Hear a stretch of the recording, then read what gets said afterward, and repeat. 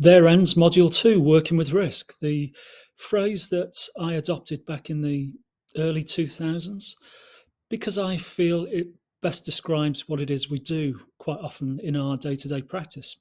We assess risk, we manage risk, we take risks. What we're doing is working with risk. I hope you found this module to be practical in support of you, even though for those of you who are students of history, I did borrow 10 minutes of your time just to reflect on the historical emergence of the concept of risk over recent centuries.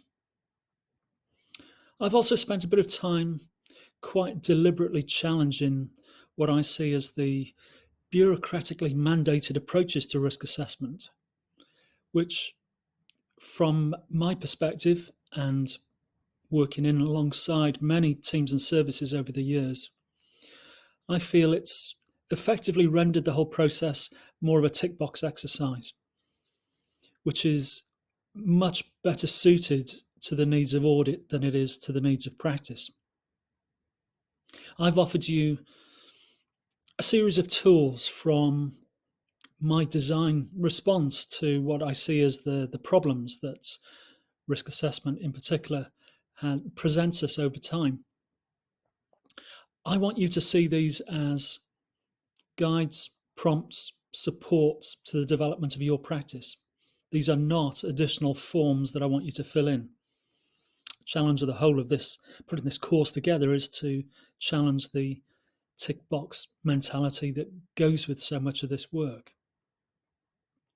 So again, whether it's assessing risk, managing risk, I'm offering you what looks like forms, but I want you to see those more as checklists, which is more the way that I make use of them. And yes, I've included a case example so that you can see, if you were documenting this kind of information, what I would like to think is good practice in documenting our assessment and our management information.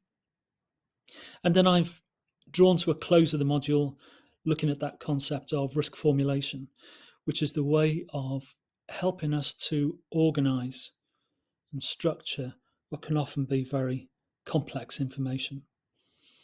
As with all the modules, you've seen the videos, you can download the videos, the audio. I've added in the resources my edited transcript of the narrative that goes with all of those videos. Whichever way suits you best in terms of your learning, hopefully you can access the information in the way that you find most useful. And the next module will be all about communicating with other people, working with people. Thank you for your time.